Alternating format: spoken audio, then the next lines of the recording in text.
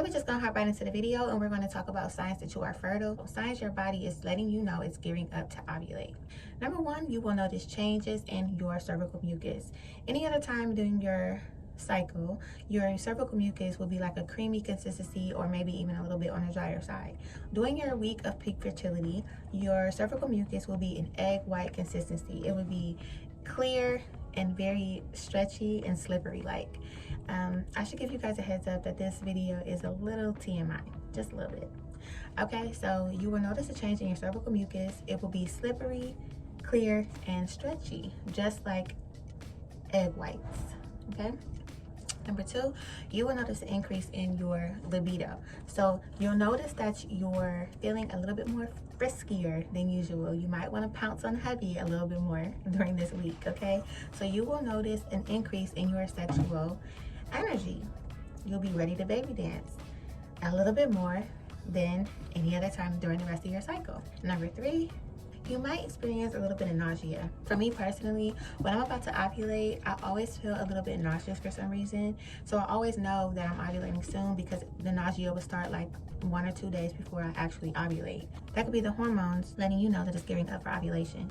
During this time, my hubby usually keeps lots of ginger beer in the fridge when he knows I'm about to ovulate because I'm usually feeling pretty nauseous around this time. So he always makes sure we have ginger beer in the fridge. So if you are feeling nauseous right before you ovulate, just drink ginger beer. It helps me. So number four, you will notice changes in the position of your cervix. Now, I do want to say this, and I know it goes without saying, but I do have to say, ladies, if you're checking your cervix, please wash your hands first. It is very sensitive up there, so you don't want to be sticking your hands up there, your fingers up there, and they may not be clean. So make sure you wash your fingers, wash your hands, wash under your nails before you check the position of your cervix. So you will notice a change in the position of your cervix. When you are in peak fertility, before ovulation and during ovulation, your cervix will be very soft, higher, and open. Your cervix will feel like your lips. If you feel your lips, that is what your cervix feels like when you are in peak fertility. When you are not in a fertile period, your cervix will feel more firm and it will feel similar to the tip of your nose. But if your cervix is higher, softer, like your lips, and open, then you probably are gearing up for ovulation, or you could be already ovulating.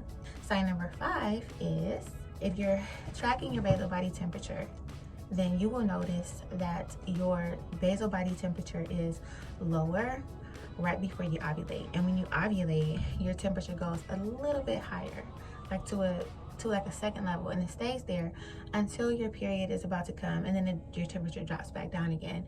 Now, your temperature will remain high if you have conceived.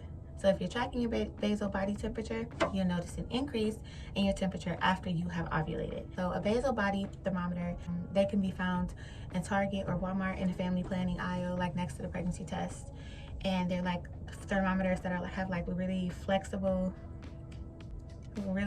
tips and they are inserted vaginally, and you take your basal body temperature in the vagina before you get up and do anything, before you even get up to use the bathroom, before you even get up to take a sip of water. You take that temperature vaginally, and that's how you use a basal body thermometer.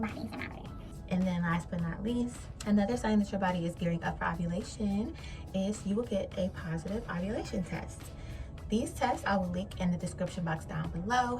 They're very convenient because you can test for ovulation, and they also come with pregnancy tests with them as well. I do want to say you should start using ovulation tests around cycle day 9. You want to start testing around cycle day 9 because you don't want to miss that window. Some people have a short LH surge and some people have a longer one. But if you don't know how your body is functioning when it comes to that LH hormone, you be on the safe side and make sure you start testing on cycle day 9 so you won't miss that fertile window. These tests are super easy to take. They are little strips. The ones I like are little strips, and you just pee in a cup, dip a little strip in a cup, and it's going to turn positive or negative. These tests do have 2 lines no matter what. So how you know if an ovulation strip is positive is if the test line is the same color as or darker than a control line. If the test line is lighter, if it's more faint than a control line, that test is negative. But they will have instructions on the test so you can see how to read it, but they're super easy to take, and I think they're very necessary because ovulation test only turns positive 12 to 24 hours before you ovulate, and you literally only have 12 to 24 hours to conceive once that test turns positive, because like I said in my last video, that egg does not wait for nobody. She's only sticking around for 12 to 24 hours and then she's out. If you have any questions about anything I've said, leave your questions down in the comment box down below. Don't forget to like, comment, and subscribe, and I'll see you guys in the next video.